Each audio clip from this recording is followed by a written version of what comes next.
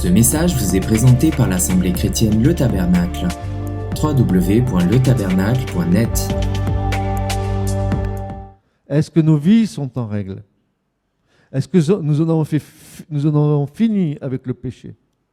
Est-ce que nous avons opté une fois pour toutes de prendre le chemin de la sainteté et de la sanctification sans laquelle nul ne verra le Seigneur?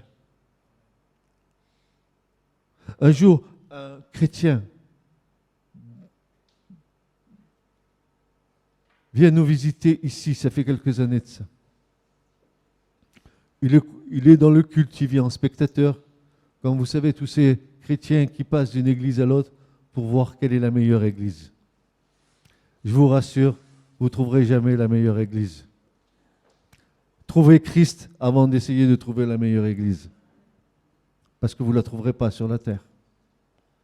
Seulement vous, si vous rentrez dans une assemblée où vous pouvez voir vivre l'amour de Christ, alors oui, là, vous êtes sûr qu'il y a quelque chose que le Seigneur est en train de faire.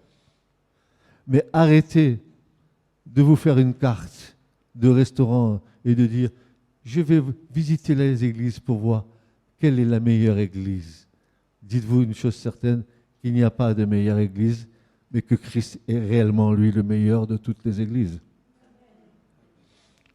Alors ce chrétien me dit, à la fin du culte, il me dit « Ah, c'est bien au tabernacle, hein, vous êtes fixé sur la sainteté et la sanctification. » Il me dit « Mais dans d'autres églises, il y a d'autres doctrines, n'est-ce pas, où on parle d'autres choses. Donc, moi, je vais dans chaque église pour écouter les choses. » Quand il a eu fini de me parler, je lui ai dit ceci. « Frère, si je peux t'appeler frère, parce que ton raisonnement ne me plaît pas du tout. » J'ai dit « Oui, tu peux essayer d'aller chercher des églises où il y a telle ou telle doctrine.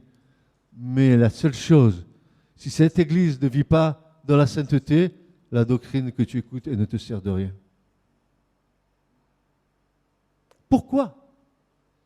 Parce que le Seigneur Jésus nous a appelés à être saints comme notre Père céleste est saint. Soyez saints comme je suis saint. Marcher dans la sainteté de Dieu, c'est vivre dans la nature même du Seigneur. Vous comprenez cela? C'est vivre dans la nature de Dieu qui est saint. Kadosh, Kadosh, Kadosh, saint, saint, saint et l'Éternel. La sainteté, frères et sœurs, ce frère n'a rien compris. La sainteté est bien séante à ta maison, ô Éternel. La sainteté est bien séante à l'Église, ô Seigneur. Et l'Église est sainte parce que ceux qui y vivent dedans marchent dans la sainteté. La sainteté, ce n'est pas une manière de vivre, c'est que nous avons participé de la nature divine. Nous sommes participants de la nature divine. Dieu est saint et nous a communiqué sa sainteté. Nous voyons le fruit d'un enfant de Dieu à la façon dont il marche. J'ai rien inventé, n'est-ce pas? Je pense que c'est l'été que vous êtes un peu sourds. Où il n'y a pas d'unité. Et encore mieux que ça.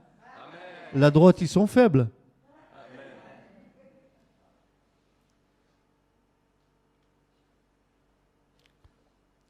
Dieu a fixé des temps.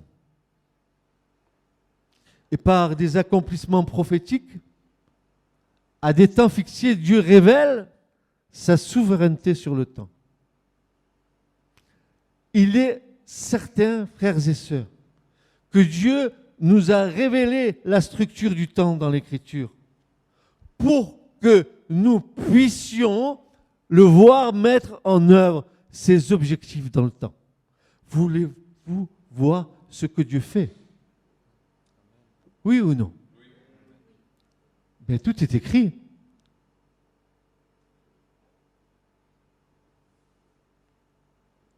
Tout est là. Dieu révèle ses secrets à ses enfants. Révèle ses secrets à ses serviteurs, les prophètes, Pour avoir la révélation de Dieu, il faut avoir une communion avec Dieu. Dieu ne va pas révéler les choses à des gens qui disent Jésus le matin, le soir, mais qui n'ont aucune communion avec lui.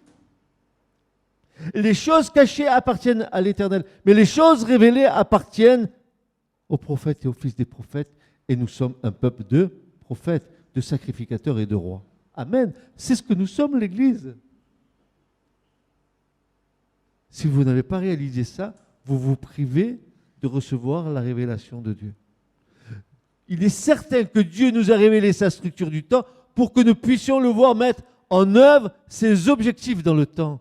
En fait, dans sa parole, Dieu nous donne des indices sur la manière dont il mesure le temps. Dieu nous donne des indices dans la manière dont il mesure le temps. Frères et sœurs, ce message est un message tellement important. Tellement important. Voilà ce que Paul va déclarer. Éphésiens, chapitre 1, versets 7 à 10. Dieu parle tantôt d'une manière, tantôt d'une autre. Et nous devrions prendre garde à ce que Dieu dit. Ici, ce matin, les paroles qui vous sont données n'est pas parole de l'homme. C'est la parole que le Seigneur a mis sur mon cœur pour vous. Soyez attentifs. Paul dit, en qui, c'est-à-dire en Christ, nous avons la rédemption par son sang. La rémission des fautes selon les richesses de sa grâce. Frères et sœurs, Christ nous a purifiés de toutes nos iniquités une fois pour toutes. Je répète, une fois pour toutes. Nous avons été lavés dans le sang de l'agneau une fois pour toutes. Nous sommes, nous l'avons chanté tout à l'heure, plus blancs que neige. Maintenant, notre marche terrestre doit être soumise au Seigneur. C'est-à-dire, mon frère, ma soeur, chaque jour, quand ta journée est terminée et quand le matin tu te présentes devant Dieu, ta prière devrait être celle-ci. Père, merci pour le sang de Jésus qui m'a purifié de toutes mes iniquités. Merci pour le pardon de mes péchés. Mais Père, dans ma marche terrestre, dans mes paroles, dans mes pensées, dans mes actes, il y a des choses qui ne vont pas encore. J'invoque sur ma vie le sang de l'agneau. Et je peux me présenter devant Dieu. Je prends comme substitut celui qui a donné sa vie pour moi. Je prends comme substitut celui qui a versé son sang pour moi. Je prends comme avocat celui dont le sang parle mieux que de celui d'Abel, parce que ce sang-là me parle de pardon. Alors, Paul continue. La rémission des fautes selon les richesses de sa grâce, laquelle il a fait abonder envers nous en toute sagesse et intelligence, nous ayant fait connaître le mystère de sa volonté selon son bon plaisir, nous ayant fait connaître le mystère de sa volonté selon son bon plaisir, nous ayant fait connaître le mystère de sa volonté. Dieu nous fait connaître le mystère de sa volonté selon son bon plaisir.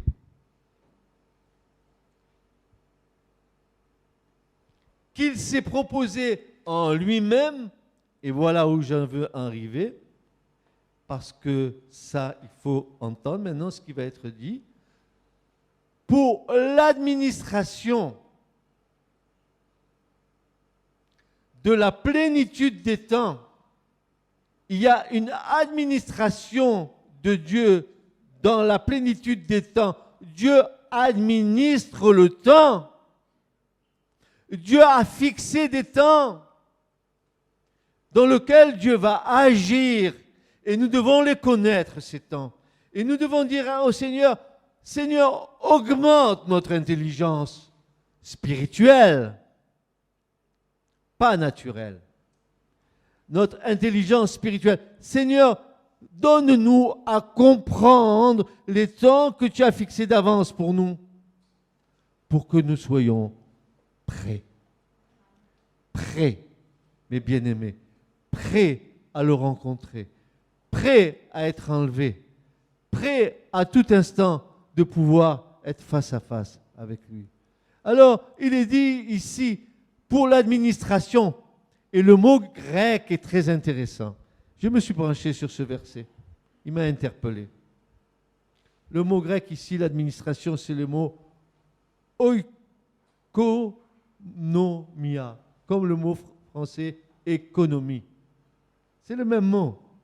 L'administration, c'est en fait l'économie du temps de Dieu dans le temps où Dieu va agir. Dans la plénitude des temps, il s'agit ici des dispositions que Dieu, qui gouverne tout dans les périodes successives, a ordonnées pour le millénium. L'administration des temps de Dieu, c'est en but du millénium, c'est en but de la manifestation du royaume de Dieu sur la terre.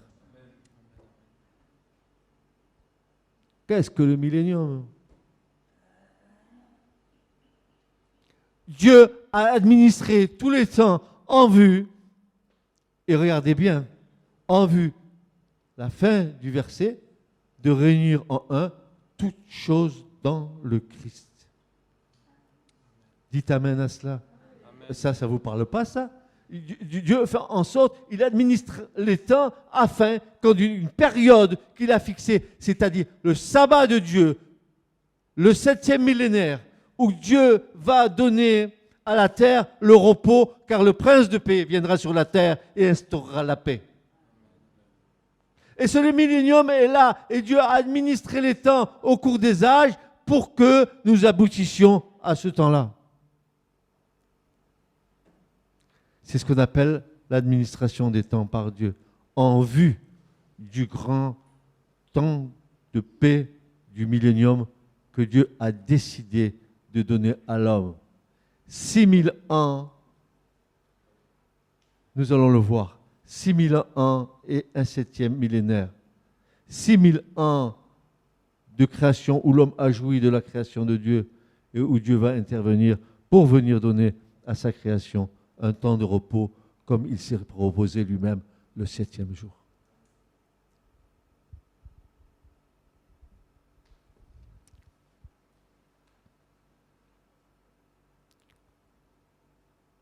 Il s'agit ici des dispositions que Dieu, qui gouverne tout dans les périodes successives, a ordonnées pour le millénium, temps qui couronne ou complète tous les autres temps.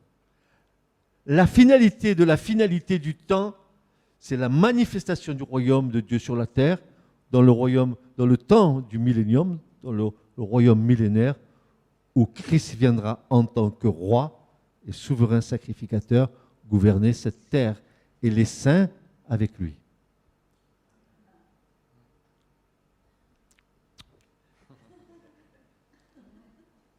Avec lui. Tu te rappelles? Tu te rappelles ce que Jésus a dit? Tu te souviens? Oh, bon et fidèle serviteur, tu as été fidèle en peu de choses, je te donnerai 5 villes à gouverner. Quand? Au millénium. 10 villes à gouverner. Quand? Au millénium, parce que nous allons gouverner avec lui. Ah bon? Oui. Nous serons des Lévites pour le Seigneur. Amen. Dieu a besoin dans son temple, de Lévites. Les saints viendront avec le Seigneur. Oh là là, frères et sœurs, que le Seigneur ne m'amène pas là où j'ai envie d'aller, qu'il m'arrête là tout de suite. Je n'ai pas envie d'aller trop vite avec vous. On va venir avec l'église, on va descendre. Et le temple, il va descendre en même temps, parce qu'il y en a qui croient que le temple va être reconstruit. Il va descendre du ciel vers la terre. Le troisième temple, il ne sera pas matériel, il sera spirituel, et ce sera le temple de Dieu qui n'est pas fait de main d'homme, parce que Dieu n'habite pas des habitations faites de main d'homme. Il descendra du ciel vers la terre, et on verra le temple céleste, où nous allons officier avec le Christ. Dites-vous-le et dites à vos amis, à vos frères, le Seigneur revient bientôt et le temple va arriver et nous allons servir dans le temple avec le Seigneur. Dans l'Apocalypse, nous voyons aussi les 7 églises d'Asie. Et plus loin, les 7 sceaux qui scellent le livre de l'administration du dessein de Dieu. Tous les messages aux 7 églises, tous les sceaux, toutes ces choses-là, c'est l'administration du temps de Dieu. Et quand vous étudiez ça, vous voyez que c'est à des périodes que Dieu a fixées que les choses arrivent. Il y a cette trompette, cette truc, qu'est-ce que c'est tout ça? Dieu joue de la trompette, il a un orchestre. Non, non, non, non, non. C'est Dieu qui avertit que les temps arrivent et qui, quand il sonne de la trompette, c'est que le temps qu'il a fixé, il est là. Dieu n'a pas un orchestre pour jouer comme l'homme. Ensuite, retentissent cette trompette. À la dernière tempête sont répondues 7 coupes, et avec la 7e coupe, et que sont achevées l'œuvre et le jugement de Dieu. Ainsi, l'administration de la plénitude de temps sera parachevée. Tout est écrit, tout est fixé, et tout arrivera comme Dieu l'a dit. J'aimerais que vous disiez un amen, franchement, mais ce n'est pas merveilleux ce que vous entendez ce matin? Vous dites des amens par habitude, mais moi c'est mon cœur qui dit amen. C'est mon esprit qui se réjouit. Moi je dis amen parce que je dis amen avec mon cœur, parce que je souhaite de tout mon cœur que mon amen se réalise. Ce n'est pas un amen religieux. Amen, amen dans les églises évangéliques. Amen, amen, amen toi par ici. Amen, amen, amen, amen. Amen quoi? Amen. Avec mon cœur, avec mes tripes, avec mon esprit, avec mon corps, avec mon âme, avec mon être entier. Ainsi, l'administration de la plénitude du temps sera parachevée. Et je voudrais vous mettre en garde ce matin. Et moi-même, je me mets en garde parce que ce que j'écris, c'est pour moi. Je voudrais que vous preniez le psaume 19.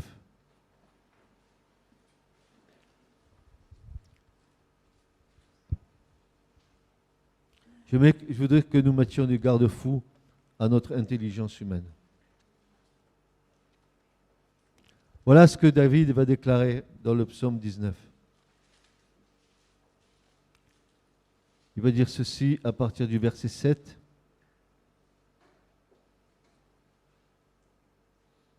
Il va dire ceci. La loi de Yahvé est parfaite. Et moi je rajoute, la parole de Dieu est parfaite. Je paraphrase. Pardonnez-moi. Mais elle est parfaite. La parole de Dieu est parfaite. Pourquoi la parole de Dieu est-elle parfaite? Parce que la memra de Dieu, la parole incréée, c'est Christ. Et Christ est parfait dans toutes les perfections. En lui sont tous les trésors de la sagesse et de la connaissance. Tous les trésors sont en lui. Elle restaure l'âme. Oh oui, mes frères et sœurs, la parole de Dieu nous rétablit esprit, âme et corps. Là où nous avons été froissés, hein, comme Jésus dit, je n'éteindrai pas le lumignon qui fume, ni le roseau qui est penché, je le redresserai, dit le Seigneur. Elle restaure l'âme. Le témoignage de Yahvé est sûr. La parole de Dieu est sûre. Elle est oui et amen. Tout ce qui vient, en plus, c'est du diable. Jésus l'a dit. Il donne la sagesse aux simples. Les ordonnances de Yahvé sont droites. Elles réjouissent les cœurs. Ah, mon frère, c'est sûr. La parole de Dieu est comme comment vous dire? C'est de la dynamite. Ça te fortifie. Tu es faible, tu deviens fort. C'est comme je suis faible, dit Paul, que je suis fort. Et c'est dans ma faiblesse que Dieu se glorifie. Amen, amen, amen. Et c'est vrai. Dieu se glorifie dans ma faiblesse. Plus je suis faible et plus je suis fort. Quel paradoxe, n'est-ce pas? Quel paradoxe. Le précepte de Yahvé est pur. Il éclaire les yeux. Oh non, tu n'es pas aveugle. La crainte de Yahvé est sainte. Oh! Dans la sainteté, la crainte de Dieu fait partie de la sainteté. Vous le savez, ça? Est-ce que Paul ne dit pas quelque part dans les Corinthiens, il va dire ceci, travaillez avec crainte et tremblement à votre salut? Pas olé olé! Jésus, c'est mon sauveur! Là, là, là, c'est bon! Passe-moi une paire de castagnettes, s'il te plaît, que je me réjouisse. Jésus est mon Seigneur et mon Sauveur.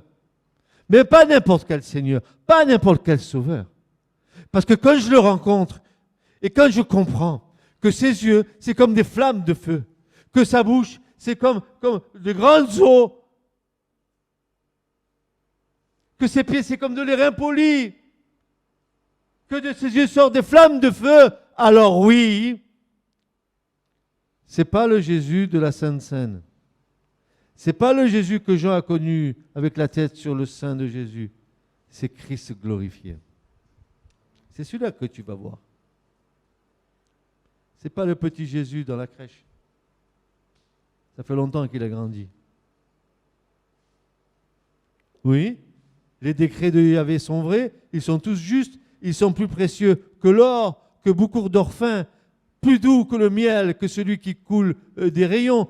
Ton serviteur aussi est éclairé par eux. Grande récompense à qui les observe. Et voilà où je veux en arriver, c'est là maintenant. Qui connaît ses égarements? Et le mot hébreu, shagia, en hébreu, signifie qui connaît ses erreurs et ses fautes. Égarement, c'est erreur et faute ici. Pardonne-moi ce que j'ignore. Pardonne mes ignorances. Préserve aussi ton serviteur des orgueilleux et que je ne fasse pas partie des présomptueux. Qu'il ne domine pas sur moi. Alors je serai parfait et je serai pur de grands péchés. Accueillis avec faveur les paroles de ma bouche et les sentiments de mon cœur devant toi, Yahvé, mon rocher, mon libérateur. Alors, frères et sœurs, qu'avec humilité, nous puissions porter ce message qui est si important pour l'Église dans cette fin des temps. Que nos pensées soient purifiées afin que je ne me substitue pas à ton cher Saint-Esprit. Maudite soit ma pensée. Je le répète, maudite soit ma pensée si elle veut prendre ta pensée et la place de ta pensée, mon cher Seigneur et Sauveur. Qu'il n'y ait aucune pensée en moi que je dise être parole de Dieu. Aucune parole en moi qui puisse dire être, elle vient du Saint-Esprit alors qu'elle vient de moi. Maudite soit ma pensée si moi je prends la place du Seigneur.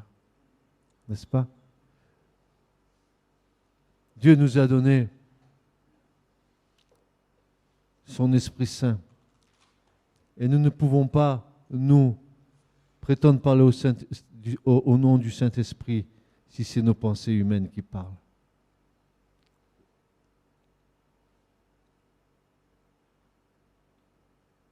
Alors, voyons la première clé que Dieu nous donne pour le temps que lui-même a fixé. Pour Dieu, 1000 ans est comme un jour. Répétez avec moi, pour Dieu, 1000 ans est comme un jour. Dieu nous a donné la première clé par l'intermédiaire de Moïse dans le psaume 90. Alors vous ouvrez vos Bibles si vous en avez une. C'est dommage que vous ne les ayez pas parce que pour moi la Bible c'est l'épée de l'esprit qui est la parole de Dieu. Quand j'ai ma Bible à côté de moi, je me sens rassuré. Parce que je sais que la parole de Dieu elle est à côté de moi. Et ce que je désire c'est qu'elle soit en moi. Je voudrais être une Bible vivante. Je voudrais avoir en moi tout le dépôt de la foi, toute la parole de Dieu en moi. J'aimerais que le Saint-Esprit il tire de moi tout ce qui est nécessaire au moment où je dois le donner. Vous ne voudriez pas ça? Amen. Alors, qu'est-ce que nous éviterions comme bêtise, n'est-ce pas? Comme pensée complètement tordue en disant « pensée de Dieu ». Non, pas pensée de Dieu. Pensée de ta chair, oui, mais pas de Dieu. Parce que quand tu mesures ta pensée avec la parole de Dieu, tu t'aperçois que tu t'es planté magistralement. Hein? Alors, voilà ce que le psaume 90, verset 2 nous déclare. Vous savez, je suis là, je suis sans force, mais j'ai en moi, j'ai quelque chose qui est en train de bouillir en moi, je ne sais pas ce qui va sortir. Il me semble que je suis comme une cocotte minute. Tout à l'heure, je vais siffler peut-être. Non, mais je vous garantis que je suis, je ne sais pas ce que j'ai, mais voilà. Avant que les montagnes soient nées, dit le psalmiste, et c'est une déclaration tellement forte, avant que tu aies créé la terre et le monde, d'éternité en éternité, tu es Dieu. Et tu peux dire avec moi, Église, ce matin, qu'il n'y a point d'autre Dieu que le Dieu d'Abraham, d'Isaac et de Jacob. Tu es capable de dire ça? Tu es capable de le confesser? Maintenant, confesse-le. Il n'y a point d'autre Dieu que toi. Tu es l'éternel Dieu. Tu es le seul et unique Dieu. Il n'y a point d'autre Dieu que toi. Tu es le Père de notre Seigneur Jésus-Christ. Tu es le Père de notre Père David. Tu es le Père d'Abraham. Tu es le Père d'Isaac. Tu es le Père de Jacob. Tu es notre Dieu. Tu as juré toi-même, Seigneur. Tu as levé la main au ciel et tu as juré par toi-même. Il n'y a point d'autre Dieu que moi. Et Dieu, mon Dieu, n'est pas un Dieu menteur. Un Dieu vrai. Il est le véritable. Et le psalmiste des grâces, avant que les montagnes soient nées, avant que tu aies créé la terre et le monde, d'éternité en éternité, tu es Dieu. Nous avons ici une proclamation du prophète affirmant la divinité du Dieu unique régnant sur tous les temps humains et le temps éternel. Il est l'éternel de toute éternité, étant lui-même en dehors du temps, quel qu'il soit. Il est éternel en dehors du temps, ce qui veut dire qu'il voit le temps s'étendre devant lui. Il est capable d'exercer sa souveraineté à travers les époques successives et sur leur durée. Il détermine comment le temps se déroule, l'ordre et la durée des âges. Ainsi, ayant établi la souveraineté de Dieu sur le temps, le psaume nous donne maintenant un indice majeur sur le canevas temporel que Dieu utilise. Et le verset 4 nous dit « Car 1000 ans sont à tes yeux comme le jour d'hier, comme quand il n'est plus, et comme une veille de la nuit. » Certains diront simplement qu'étant en dehors du temps, Dieu ne le ressent pas comme nous. Mais cela ne signifie pas absolument qu'il reste vague en ce qui concerne le temps. Toutes les périodes des temps doivent être les mêmes pour Dieu. Et nous verrons que dans l'Écriture, le temps de Dieu n'est pas le temps de l'homme. Le temps de Dieu est différent de l'homme. C'est pour ça que nous nous sommes tous trompés avec les prophéties, avec les dates, parce que nous ne pouvons pas calculer ces choses-là avec le temps de l'homme, mais avec le temps de Dieu. C'est pour ça que beaucoup se sont trompés, beaucoup en sait des choses, parce qu'ils ont pris le temps humain, alors que c'est les temps que Dieu a fixés lui-même dans son temps à lui. Tu as compris, nous c'est un jour, aujourd'hui dimanche, lui c'est 1000 ans.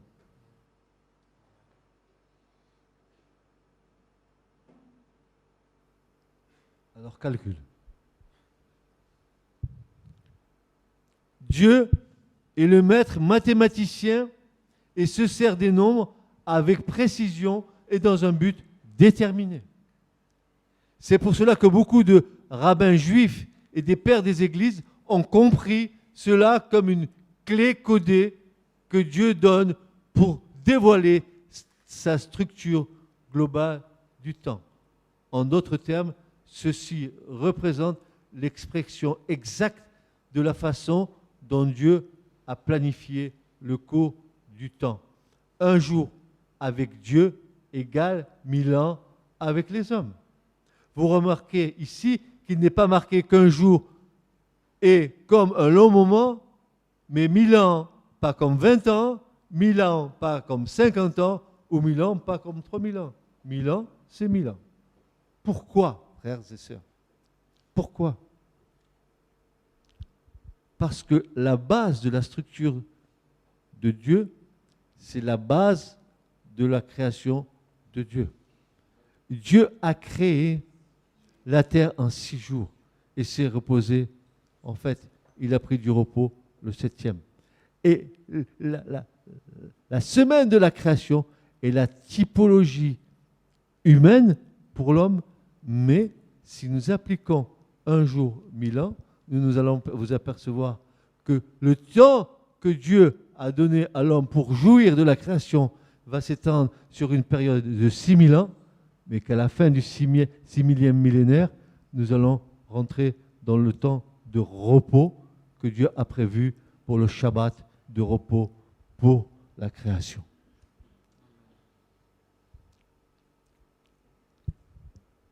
C'est de la mathématique céleste à laquelle nous n'avons accès que par le Saint-Esprit.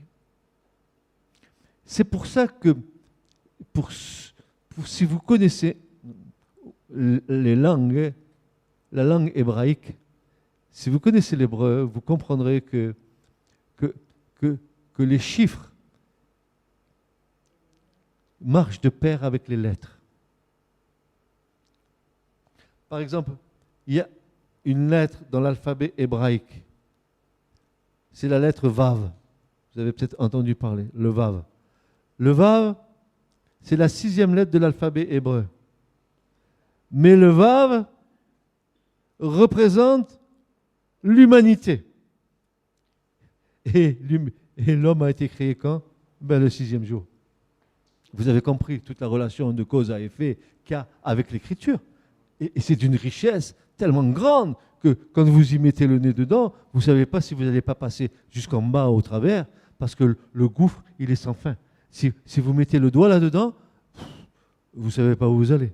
Vous vous perdez parce que vous touchez à Dieu et vous touchez à l'infini. Et comme toi, tu es un être fini, eh bien voilà, tu vas être bloqué à un moment donné, parce que tu vas être bloqué, parce que tu ne vas plus rien comprendre. Ça va tellement te dépasser, soit tu deviens fou, oui, parce qu'il y a des rabbins qui ont voulu faire ça.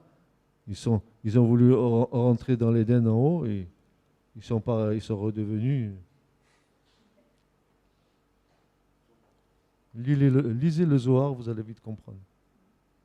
Alors, oui, car 1000 ans sont à tes yeux comme le jour d'hier, quand il n'est plus, et comme une veille de la nuit. Pourquoi choisir 1000 ans plutôt que notre nombre? Le même psaume va nous donner la réponse. Psaume 92, verset 12. 90, verset 12. Regardez la réponse dans le psaume.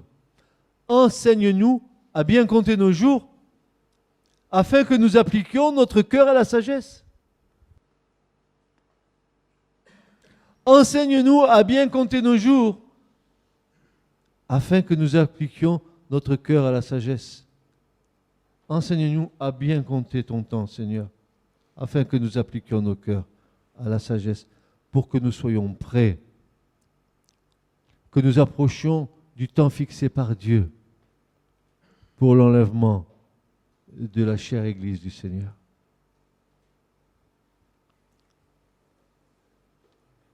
Nous devons demander à Dieu de nous apprendre à comprendre le temps et à sa façon de le compter. Comprendre le calendrier de Dieu nous aidera à garder un cœur sage et soumis. Oui, si nous comprenons les temps que Dieu a fixés, notre cœur va se soumettre à Dieu et notre cœur sera sage, afin que nous puissions accomplir la volonté de Dieu et son plan pour notre vie. Je ne sais pas à quel stade vous en êtes dans votre foi. Pour certains, moi, je connais ici. Mais d'autres, je vois ce matin, je ne sais pas, je ne vous connais pas. Je ne sais même pas qui vous êtes, je ne sais même pas d'où vous venez. Je ne sais pas, vous êtes là, vous écoutez. Vous dites, qu'est-ce que c'est cette église? Ils sont tombés sur la tête. Ou, je ne sais pas ce que vous pensez de nous ce matin. Mais moi, je vais vous dire une chose. Si vous n'appliquez pas vos cœurs à comprendre ce que Dieu veut faire, vous risquez de tout louper. Ne croyez pas parce que vous dites Jésus que vous êtes sauvés. Ne croyez pas en ça. Parce que l'Écriture nous dit que celui qui aura persévéré jusqu'au bout, celui seul sera sauvé. Tu as compris ça? Jésus, c'est bien ton gris-gris que tu trimbales. Je suis à Jésus, je suis chrétien. Voilà ma gloire, mon espérance et mon salut. Mon chant de joie et de Alléluia, Alléluia, je suis chrétien. Tu te trompes, mon frère, ma soeur, si tu crois en ça. Tu te trompes réellement si tu crois que tu vas te justifier parce que tu dis Jésus comme un gris-gris du soir au matin. Vous les reconnaîtrez aux fruits qu'ils portent. Attention, que Jésus est passé devant le figuier et le figuier n'avait pas de fruits. Qu'est-ce qu'il a fait? Il l'a maudit. Et quand ils sont repassés, où était le figuier? Il n'en avait plus. Le fruit que tu portes, tu le connais le fruit? D'abord, l'amour. As-tu de l'amour dans ton cœur pour tes frères et tes sœurs? Est-ce que le Saint-Esprit est venu répandre en toi l'amour de Dieu? Parce qu'une des clés caractéristiques de l'Église, quand tu rentres dans une assemblée, tu sais ce que tu devrais avoir? L'amour qu'ils ont les uns pour les autres. De voir dans cette Église les gens qui sont là et de voir l'amour qu'ils ont les uns pour les autres. C'est le premier fruit. Après, je te renvoie à Galates. Le fruit de l'Esprit, c'est l'amour, c'est la paix, c'est la joie, c'est la tempérance, c'est la maîtrise de soi, etc., etc. Si de tels fruits existent dans vos vies, vous appartenez à Christ. Ce n'est pas de blablater. Ce n'est pas de dire de Jésus, Jésus. On en a marre d'entendre ça. Ce n'est pas de le dire, c'est de le vivre.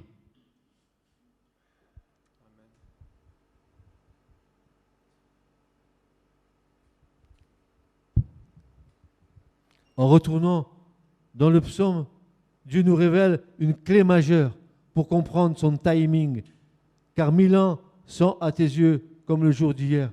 Cette même clé passe partout et confirmée dans le Nouveau Testament. Pierre va dire, 2 Pierre 3,8, mais il est une chose, bien-aimés, que vous ne devez pas ignorer. Il est une chose, Église, que tu ne dois pas ignorer, c'est que devant le Seigneur, un jour est comme 1000 ans et 1000 ans comme un jour. Voilà, c'est à nouveau attesté par celui dont Jésus a dit,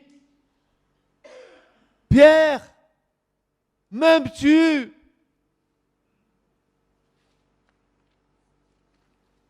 Et Pierre a répondu, mais Seigneur, mais tu sais que je t'aime. Et Jésus lui répète, Pierre, m'aimes-tu? Une seconde fois. Et Pierre répond au Seigneur, mais tu sais bien que je t'aime, Seigneur. Et une troisième fois, Jésus lui dit, Pierre, m'aimes-tu plus que tout cela? Alors Pierre, tout triste, pleurant, lui dit, oui, Seigneur, tu sais que je t'aime. Pourquoi Jésus a demandé 3 fois à Pierre s'il l'aimait? Tu as une Bible, n'est-ce pas? Tu te la trimbales, ta Bible. Tu te réclames d'une certaine traduction de ta Bible. Moi, j'ai une Darby, moi, j'ai une seconde, moi, j'ai la meilleure Bible qui soit. Je vais vous dire, aucune de nos Bibles ne reflète exactement la parole de Dieu. Je suis désolé de vous le dire. Mais quand Jésus va demander à Pierre, vous savez ce que Pierre lui répond les 2 premières fois? Oui, tu sais, Seigneur, je t'aime, mais le mot grec, c'est comme un frère. Les 2 fois, il lui dit, oui, je t'aime, mais comme un frère. Mais Jésus, ce n'est pas ce qu'il voulait entendre. Il voulait lui faire comprendre qu'il devait l'aimer comme Dieu. Et justement, à la 3e fois, quand tu lui dis, Pierre, m'aimes-tu? Le verbe qui est là, c'est agapao. M'aimes-tu de l'amour de Dieu, de mon Père? Et c'est là pour ça que Pierre est triste, il pleure. Il va lui répondre, il a compris. Il a compris. Et pourquoi Jésus l'a questionné 3 fois? Première fois, Pierre, m'aimes-tu comme tu dois aimer le Père? Sous-entendu. Pierre, m'aimes-tu comme tu dois m'aimer? Pierre, m'aimes-tu comme tu dois aimer le Saint-Esprit? 3 fois. Bam. Là, à la 3e, il comprend. On est bouché, n'est-ce pas? Qu'est-ce qu'on est dur d'oreille, mes amis? On ne comprend rien. Si ce n'est que l'Esprit de Dieu veut nous révéler les choses. Soyons à l'écoute, soyons à l'écoute. Écoutons ce que l'Esprit de Dieu nous dit. Soyons intelligents par le véritable et dans le véritable. Parce que ton intelligence, elle est, dit Jean, dans le véritable. C'est en lui que nous puisons notre intelligence. Que Dieu vous accorde un esprit de révélation et d'intelligence, un esprit de conseil, un esprit d'amour. Que Dieu illumine les yeux de vos cœurs. Pourquoi? Ils sont bouchés? Non. Il y a une partie de nos cœurs qui sont enténébrés avec les choses du monde. De tout ton cœur. Premier commandement. Tu aimeras Dieu ton Dieu de au SMIG? Non. De tout ton cœur, de toute ton âme, de toute ta force, de tout ton esprit, de tout ton être. Tu l'aimeras. Mais bien sûr, ne dis pas que tu aimes Dieu, que tu vois pas et que tu n'aimes pas ton frère que tu vois. Tu es un menteur. Oh, moi j'aime Dieu. Mais le frère là-bas, je ne peux pas le voir. Tu as un vrai problème. Demande pardon au Seigneur. Va te réconcilier. Pourquoi dans l'Église, il y a tant de divisions?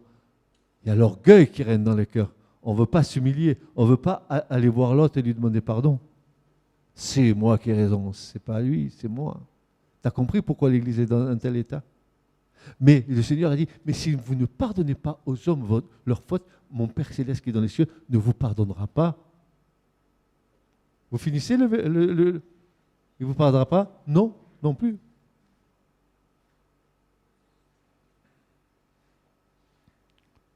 Oui, il est une chose, bien aimée, que vous ne devez pas ignorer, c'est que devant le Seigneur, un jour est comme 1000 ans, et 1000 ans est comme un jour.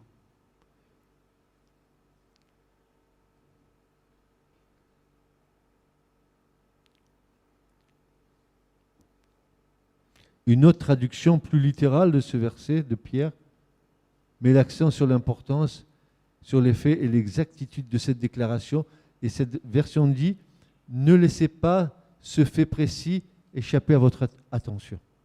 Ne laissez pas ce fait précis échapper à votre attention. Que c'est un jour 1000 ans n'échappe pas à votre attention. J'aime cette version. Ne laissez pas ce fait précis échapper à votre attention. Un jour égale 1000 ans.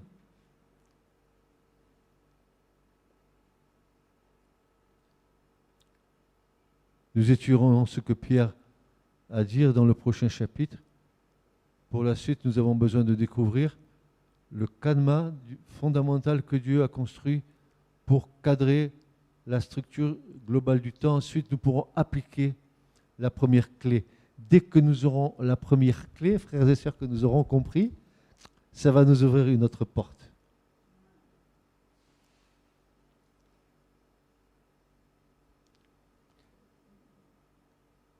Si Dieu ouvre la porte, personne ne peut la. Donne-nous la clé, Seigneur.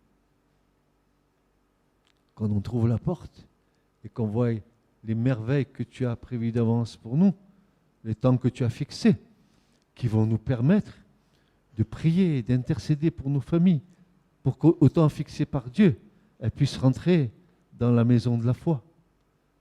Que nous puissions prier pour qu'au temps fixé par Dieu, nous ayons la joie de voir les promesses de Dieu se réaliser. Si tu crois, toi et toute ta famille sera sauvée, que toutes ces choses qui sont dans nos cœurs, qui sont dans nos esprits, puissent, frères et sœurs, prendre forme dans une réalité que Dieu a fixée d'avance.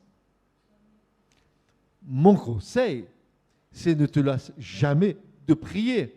Même si tout est noir, même si tout est impossible à tes yeux, même si tu ne vois aucune solution, dis-toi une chose, à Dieu, tout est possible. Et si tu crois, évite de dire il est comme ci, il est comme ça. Évite de dire il est dans le péché. Pourquoi?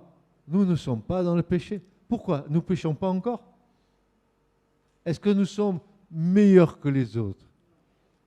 Nous sommes sauvés par grâce, par le moyen de la foi. Nous n'y sommes pour rien. C'est un don de Dieu. Tu répètes avec moi? C'est par grâce que je suis sauvé. Non, attendez. Vous dormez. Je veux que vous le disiez ensemble. Une unité de cœur. C'est par grâce, par nous n'y sommes pour rien. C'est un don.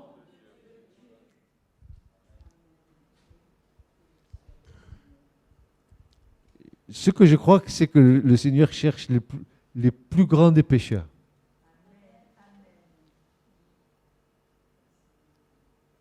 Tu vois, il laisse les 99 brebis bien pensantes. Tu sais, les chrétiens bien dans leurs bottes, là, nous, on est parfaits, tout ça. Regarde l'autre, ce pauvre publicain, là, pauvre type, là, qui est là. Regarde le cinéma qu'il fait, il est dans le péché. Et moi, je donne la dîme de tout, je suis bien, je me tiens devant le Seigneur. Alléluia, voilà ma gloire et mon espérance et le Seigneur. Petit pharisien. Mes yeux sont posés sur le publicain qui est en train de dire, qui déchire ses vêtements et qui dit, j'ai péché contre toi et contre le ciel, Seigneur. Dieu veut voir des cœurs déchirés, repentants. Et puis je vais te dire ce matin, mon frère, ma soeur, abandonne ton intelligence.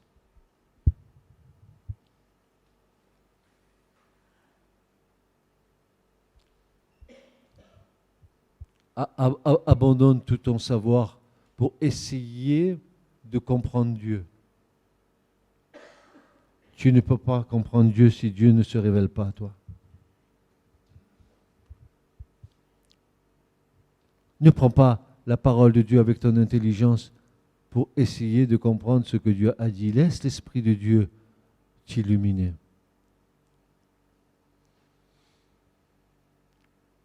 Je vous assure, frères et sœurs, notre intelligence humaine ne sert à rien.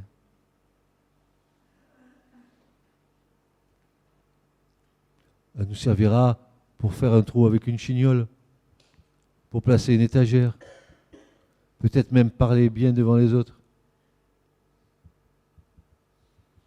Ça sonne creux. Notre intelligence humaine, si elle n'est pas renouvelée par le Saint-Esprit, elle est entachée de péché. C'est pour ça que ce matin, je viens à vous en vous disant, quelle que soit votre situation, quel que soit votre passé, quelles que soient les épreuves que vous passez, ne désespérez pas. Je me rappelle d'un chant, excusez-moi, mais ce chant, il sortait du catholicisme à bien des années. Je ne sais pas pourquoi il me vient maintenant à l'esprit. C'est je suis sûr de sa parole. Comment c'est ce cantique-là? Arsène? Comment c'est déjà?